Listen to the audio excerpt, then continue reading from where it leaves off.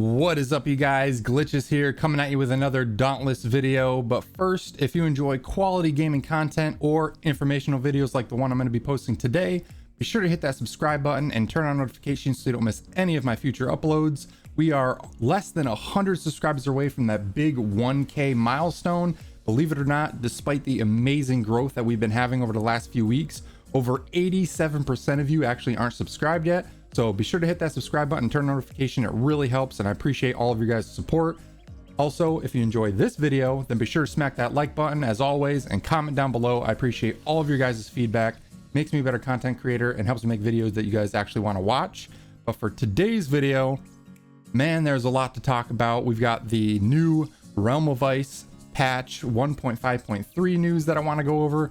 But more importantly, I wanted to take a second to shout out one of the first OG Dauntless creators that I subscribed to when I was first starting out, and that is REVVYRAD. Hopefully he sees this. For those of you that don't know, he just recently, a few hours ago, posted a video on his channel of him actually deleting his 5,000 hour plus Dauntless account.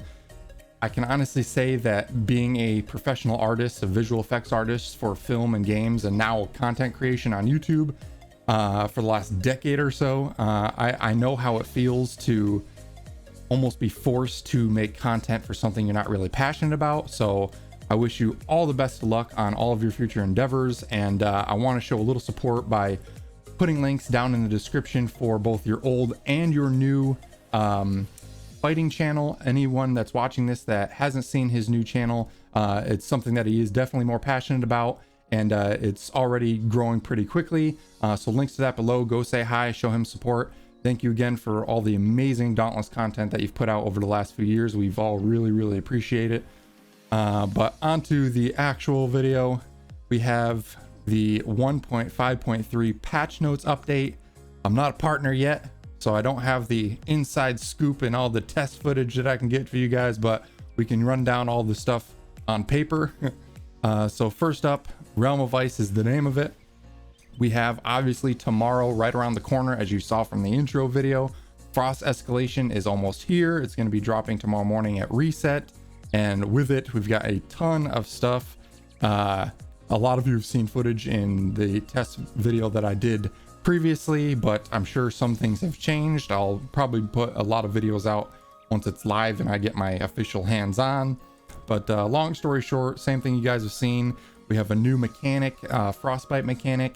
Your meter will charge up, that you have to reduce by either activating these frostbite lanterns basically to lower the frostbite rating. Once that meter fills, you actually get frozen in place, and if you're solo, the hunt's over. But if you're in a group, you can be unfrozen by the remaining slayers in your hunting party reducing the meter below 75%. So that's a cool new mechanic, and with it we're getting a new pylon. It's called the Cleansing Pylon, and that will help reduce in an area of effect the frostbite effect as well, and remove any negative side effects that you may have, debuffs on you. So that's a pretty cool update that they're bringing to that. Boons are going to be brought in. Linnea will be randomly shouting out different boons that you can activate to help reduce the frostbite effect even more. So be sure to listen to those audio cues, because you'll be getting certain buffs throughout the fight. And then obviously we have the new 4 avatars, which I really appreciate what they did with these avatars. It's changing up the meta and how teamwork is going to play out in these escalations, because it forces everyone to have one of 4 unique avatars that help the party in a lot of ways, especially for frostbite reduction, but it's based around different build types. So we can't have everyone running the same damage type builds until we're like maxed out. Otherwise, the bonuses and benefits we're going to get from the avatars aren't going to be as useful. So the first up, we have Avatar of Destruction. It increases your critical strike chance, and your critical hits reduce the frostbite effect. So that's really good for like critical strike builds. Avatar of Control increases your stagger damage, so it'll be good for like hammer builds. Also reduces frostbite whenever a behemoth is staggered. The Avatar of Unity grants a small chance to reduce frostbite when you hit and create shields for your party members. So this will give us A really cool opportunity to have those support builds. Made a really good support build previously. I'm probably going to be doing a variation of that build for the Frost Escalation to get full use out of this Avatar of Unity, and that's on a 2-second cooldown.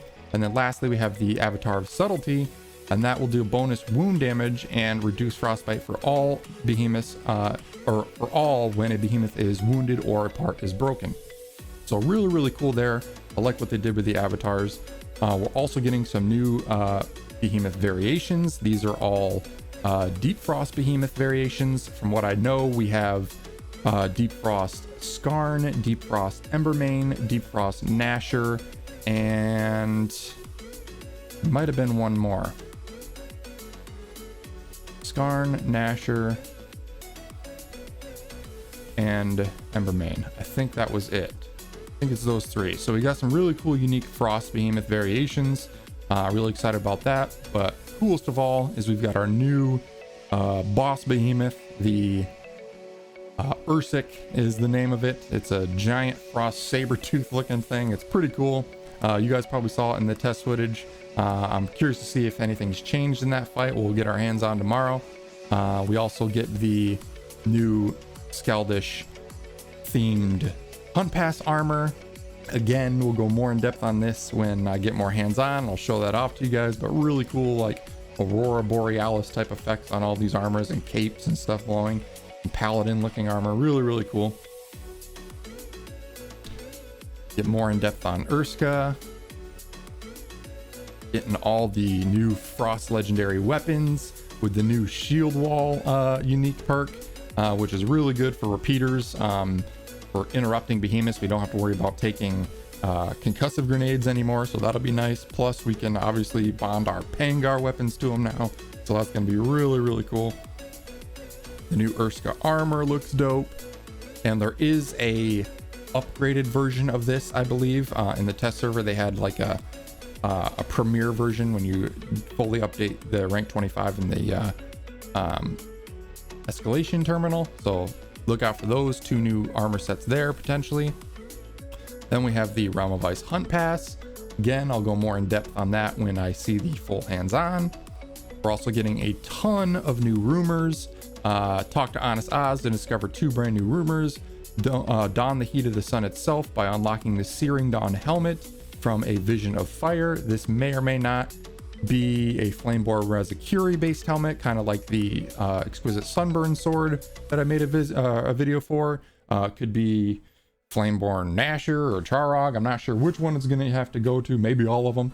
But really cool helmet transmog there. And we're also, if the Darkness of Night is more your style, complete the Shadow Boxing rumor for the Thorns of Dusk Striker skin. And this looks like another Shadow Touch Koshai themed, sort of like the helmet.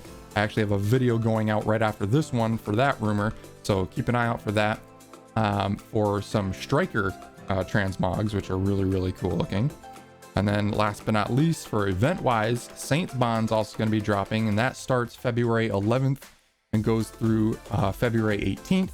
Ramsgate's most romantic holiday returns this Thursday with 7 weapon rumors and more rewards in Oz's shop.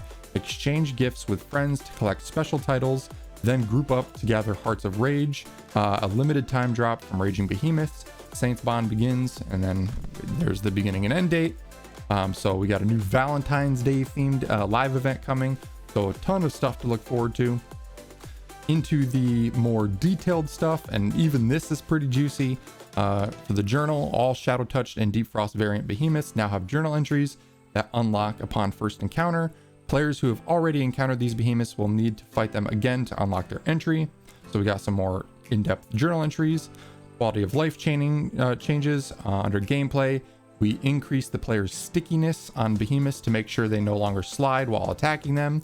I'm curious how this will affect dodging with chain blades or with different other weapon variations. I had a couple people recently comment about floating too much when you're jumping in the air and just missing the behemoth altogether. So if we're sticking to them more, maybe that will fix that issue. A lot of people like that. For quests, Oz's shop now has 2 separate tabs, one for events and one for rumors. Players can now preview all steps in a rumor quest chain by talking to Oz, navigating to the rumors tab and selecting preview rumor steps. So now we'll get a full list of every requirement, so we can kind of get an idea of a head start to plan, kind of like with the Oshai rumor. They required a gold bounty to be done and a silver bounty, a couple silver bounties to be done. And if you didn't know the quest step ahead of time, you may or may not have completed one on accident and then had to farm a bunch ahead of time to get one back. So the fact that we can see all of those steps ahead of time now is really, really cool, and we can plan accordingly. Pay to skip options in room requests now make it clear that the skip is for a single step and not the entire thing. For UI improvements, they improved the UI for the frozen status. Rumors now have custom quest markers, and crafting menus will now show which parts you are missing when crafting an item. So that's pretty cool. We can keep track of our armor crafting a little bit better. Looks like they got a performance update, fixing issues where some players couldn't launch Dauntless on older versions of Windows after patch 1.5.2. Miscellaneous, the Crown of Friendship will no longer appear in your Slayer Link rewards pool if you already own it. That's good because I do already own it, and it kind of just takes up one of the potential reward slots in the chests when you're doing that Slayer Link. So now we'll get potentially more loot from that, some better drops potentially, so that's cool. Then for the big changes, I kind of went over this in my previous video about the Aether Sparks updates, but they're making some changes to the game economy. Aether Sparks are no longer purchasable for platinum. They are now rewarded after every wave of an island event, not just the final wave, with the final wave granting additional ones now. Events will now roughly grant the same amount of sparks on average, regardless of the number of waves. They increased the number of Aether Sparks from patrol chests again. The nerf was a little heavy, so they're bringing that back up. And they also increased the number of Aether Sparks rewarded by the island events themselves. So big buff to the drop rate for Aether Sparks. That's really, really nice. If you watch my previous video, they are also in talks about potentially adding a mechanic where we can purchase Aether Hearts with the extra Aether Sparks that we have. So we won't necessarily have to rely on reforging every time to get that one heart. We may in the future be able to just straight up buy the Aether Hearts with the extra sparks that we have. So that's a pretty cool mechanic, and hopefully they do introduce that, because I know a lot of people would like it. Moving on, we have some really cool perk updates. They increased the adrenaline perk damage at +6 from 1.8% to 3% damage every 10 for every 10 stamina that's missing. So big increase to the adrenaline perk. That did have some viability back in the day on certain builds, but now it's especially on chain blades and axe potentially, where you're really low on stamina like all the time, even warpike. Adrenaline may become a new meta perk. We shall see. I'll have to do some testing. The strategist cell no longer reduces your maximum health, increases the amount of shields granted by, looks like 50 at +6. So that's pretty cool. The fact that it no longer reduces your health is also really nice. It makes it viable in just normal builds for lower tier players. So that's pretty good. I think same thing happened on all of these as well. Engineer, Mender, and Sprinter no longer reduces healing from your flask or your max stamina. So you're basically either buffing or keeping the original stats on those particular cells, but they're removing the negative side effect of those cells. So definitely making them more viable. I'll have to do some testing on those, but really cool change there. This is what I'm more excited about. They added some really cool changes to a bunch of the armor pieces. For those of you that don't know, they are completely removing all elemental resistance type perks. So like fireproof, bloodless, shell shock resistance, insulated, warmth. They're removing all of those perks from armor and replacing them with perks that we actually use. So first off, the volcanic helm from Charog now has sturdy built in instead of fireproof. So really, really cool there. The fiery gauntlets from Embermane now have the endurance perk instead of fireproof. The Gnasher cap has tenacious instead of bloodless. So that's one of the first armor pieces that will have tenacious built in. You won't have to rely on cells anymore. Eye of the Swarm from Karabak now has Wild Frenzy put in. That is also huge because currently there is no armor in the game that has Wild Frenzy built in. It was only from the Riftstalker weapons. So the fact that we have a armor piece with Wild Frenzy built in will be really cool. Shocking Stride from Nezaga now has the Energized perk built in. Previously it was insulated. The Feet of Ice This is going to be a big one, probably one of the most important out of all of these changes. The Pangar legs, I believe, now have overpower built in. Previously it was warmth. This will be really good for early game slayers that want to get those good hybrid Iceborne or parasitic builds with overpower in it. Overpower is arguably one of the most strongest cells in the game. Every build should have it, in my opinion. So the fact that you can get that really early on at +3 and have a defensive slot potentially to get those defensive perks in there comboed with it, really, really good. And I guarantee you we're going to see these Pangar boots in builds a lot more often now. Cool Spike boots from Cool Shot now have barbed. Scravewing gloves now have the Iceborne perk built in, so you won't have to just rely on the chest piece and boots anymore. The only downside is I believe the Scravewing gloves have a mobility slot, so kind of a trade-off there, but it is an early game armor piece, so just another viable option potentially. Strike Down Greaves have the Grace perk moved in, so if you're doing farming builds, that's going to be another great option for farming builds because Grace is really good for fast movement speed. And then lastly, the Lightning Gloves from Stormclaw now have Catalyst built in instead of insulated. So big changes here. It's really going to help more of the early slayers, the new players, helping them get these really viable builds earlier on. They won't have to rely on high-end late game gear to get some of these really good perks. So really cool there. I'll probably do an updated video on some of my like better beginner builds if any of these potentially affected them. So really cool changes there. For the hunting grounds, they increased normal Hellion star rating from 3 to 4 stars on Hades Reach, making it tougher and more dangerous. They probably did that because people were farming Hellion like crazy for weapon experience, so they're going to make them a little bit tougher. For gameplay, the chilled status effect now reduces attack and movement speed when active. Players can reduce the time affected and clear the status by spending stamina through heavy attacks and sprinting. And lastly, for miscellaneous, we have event currencies have been capped at 500 units. Moving on, we have some bug fixes. Repeaters fixed a bug where switching barrels on the repeaters when using a supply crate would not update the damage until the player swapped to another weapon. Good fix there. Hellion fixed a bug where they would have discolored square patches on his tail, so it looks like just a visual bug there. For gameplay, fixed a bug that was blocking certain island events from granting rewards, including Aether Sparks. Fixed a bug where Ironhide pylons increased damage instead of decreasing it. Captain Maelstrom actually pointed this out in his Koshai rumor video, I noticed, especially in the pools of poison. You actually took more damage than in reducing.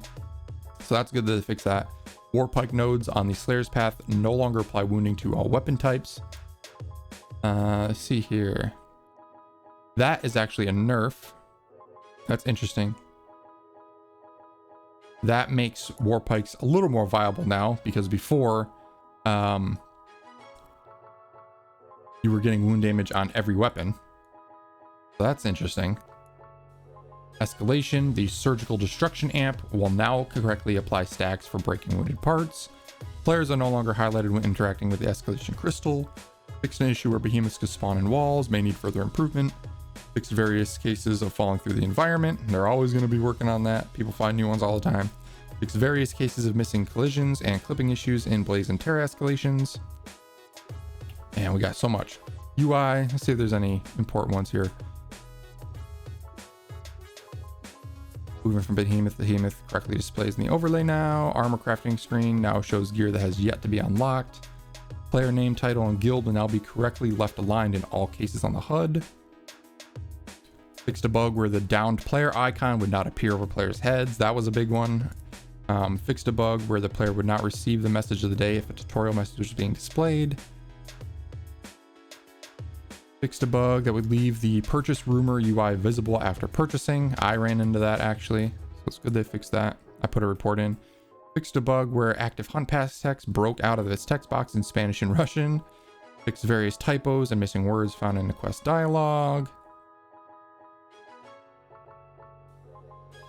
The equipped button on the repeaters crafting screen now works as intended. Exploration merits description has been properly localized in all languages. fixed environmental collision issues for the environment, fixed a bug that would make islands with misty atmospheres look bright and flashy. That one I did see as well. Fixed numerous cases of floating bushes. They always find those. Cosmetics. Hair and eyes no longer clip through the Reef of Shadows helm skin. The Reef of Shadows helm skin now has the correct default dyes. Removed collision on the Gone Fishing emotes bucket. Players can no longer build a stairway to heaven out of buckets. Fixed beard hair clipping through multiple helms. Ramsgate updates interacting with the portal driver now correctly adds the Clear Skies journal entries to the player's journal. And last but not least, severed behemoth tails will no longer glow when on the ground. They will look more lifeless as intended. Gross. So yeah, ton of information this time around. Everyone's excited for Frost Escalation, obviously. Again, I'll probably be making videos once I get my hands on, so stay tuned for that. But yeah, if you guys enjoyed this video, found it informative, be sure to smack that like button, comment down below, and if you're not already, hit that subscribe button and turn on notifications so you don't miss any of my future uploads. Again, we are less than 100 subscribers away from that big 1,000 sub milestone, so let's try and get there within the next couple videos. I know we can do it. But yeah, as always, I hope you all had an amazing day. Can't wait for this new content tomorrow, but until the next one, see you later. Thanks so much for watching, you guys. I hope you enjoyed the video. If you did, be sure to hit that like button. Also, if you're looking to join a killer community of like-minded gamers, then be sure to click the link in the description and join the Glitch Gang Discord server. We continue to grow every day, and it's filled with all your favorite game discussion channels, as well as several LFG channels to help you find that perfect group for your next hunt or raid. Lastly, if you're new to the channel and want to keep up to date with all my future content, then consider hitting that subscribe button and turn on those notifications. Hope you all had a great day, and I will catch you on the next one.